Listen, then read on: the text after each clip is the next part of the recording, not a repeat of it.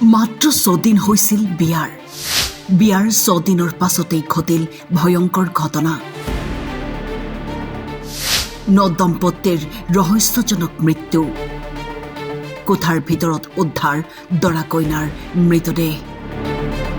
কৰিমগঞ্জৰ বদৰপুৰত সংঘটিত হৈছে এই চাঞ্চল্যকৰ ঘটনাই কঁপাইছে অঞ্চলবাসীক। ভাড়াঘৰৰ কোঠাত উদ্ধাৰ নতুনকৈ বিবাহপাশত আবদ্ধ হোৱা ৰতন পাল আৰু মাম্পী পালৰ মৃতদেহ। পুৱাৰ ভাগত বৃদ্ধা মাতৃয়ে এই দৃশ্য প্ৰত্যক্ষ কৰাৰ পিছতেই সৃষ্টি হয় হুলস্থুলীয়া পৰিৱেশৰ। কইনাৰ হাতৰ পৰা জেতুকাৰ ৰং আৰু গাৰ পৰা মাহ হালধিৰ গোন্ধ নজাওতেই নৱদম্পতিৰ মৃতদেহ উদ্ধাৰ হোৱা ঘটনাই অধিক ঘনীভূত কৰিছে ৰহস্যৰ। অঞ্চলটোৰ ৰাইজৰ সন্দেহ স্বামীয়ে পত্নীক হত্যা কৰি নিজকেই নিঃশেষ কৰিছে।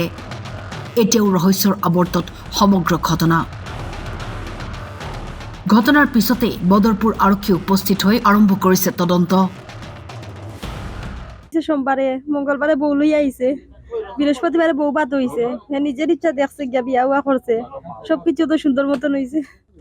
মারে কইরা দেখ না কইটা বাজে উঠেন না তারা ঘুম থাকি। আমি কইছি ঘুমাক, নতুন বিয়া হইছে গো, দোকানও বন্ধ, বাইরে আজকে সোমবার, ডাকিও না এলা খারাপ দেখায়, ঘুমাক তুমি বইনের ঘরে চা খাইলাম মারে কইছে।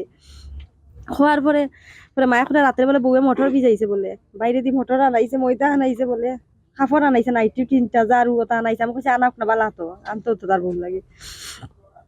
তারপরে দিকে উঠে না আমার দিলে বাড়ি মারছে, উঠে না খেনে রে, ইলা তো ঘুমায় না, আমরা বাই ওইলা ঘুমায় না। বউ আবার পর থেকে মিশাবাদ মাতিলে আপনার উঠে যায় 5টার সময়, উঠে তাই চান কইলায়। পরে আমি আমার মেয়েরে কইছি যা চান দেখ গিয়া, মেয়ে উঠিয়ে কয় না দরজা তো বন্ধ। পরে আমার বড় বোনের ছেলে ওটা, হ্যাঁ চিৎকার মারছে, আমরা সব বার হইছি, বলে লকটানি দেখা যার খারে বলে গরো। ওই চিৎকার মারিয়া আমি আমার জামাইরে ফোন করছি, জামাইয়ে কইছে আমি আমার স্কুল টিপ মারে আমার জামাইয়ে, বাচ্চারা রলি আমি স্কুলে যাইরাম, তোমরা থানাত যাও, আমি আইরাম। আমরা সুজা থানাত গেছি গিয়ে। কৰিমগঞ্জৰ পৰা সৌমিত্ৰ দাসৰ ৰিপৰ্ট, টাইম 8।